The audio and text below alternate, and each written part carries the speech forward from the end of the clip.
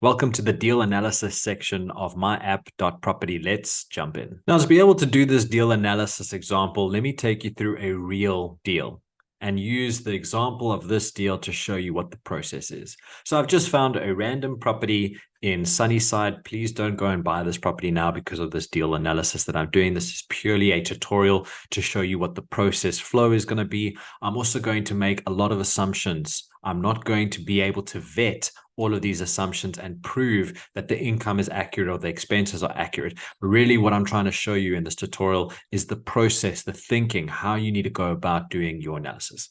So I'll just start by looking at a couple of photos just to see if there's any major renovations that need to be accounted for. Currently, I'm seeing that the property is already tenanted. It looks like it's in pretty good shape. Doesn't need a lot of work. And because it's already tenanted, the renovation is going to be minimal because people are already living in the condition that it's in. Looking here, it's asking price of 410,000. It's a 1.5 bedroom. The levies are 1,300 and the rates are 180,000. So we should have enough information now to do this deal. So what I'm going to do is I'm going to call this the Sunnyside deal. And a key tip is to take this URL and paste it in here so that in future, when you go back to a deal and you want to go and see the advertisement that you had seen to do your analysis, you can go back and quickly see it. So we're going to go through all of these steps now, all of these stages. We've done the deal introduction. Now we're going to move to acquisition costs, which is the cost of acquiring this property. So the asking price is 410. We obviously want to go for discounts. So I'm going to work on, let's say 350. And let's say the market value after looking at TPN and Lightstone, it's actually worth 420.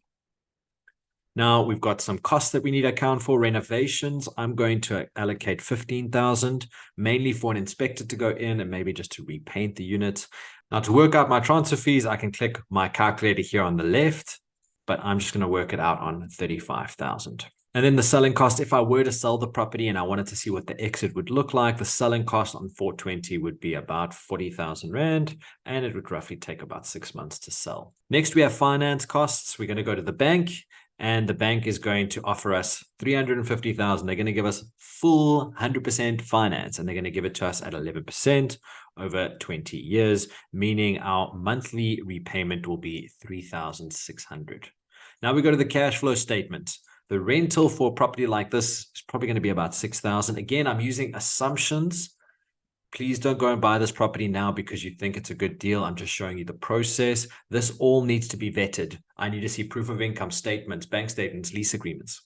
Managing agent, we're going to manage it ourselves. We're going to need to put a 8% vacancy cost in place and a 5% maintenance provision in place. Electricity and insurance are not applicable. Electricity will be prepaid. Insurance will be paid out of the levies. The levies here was 1,300.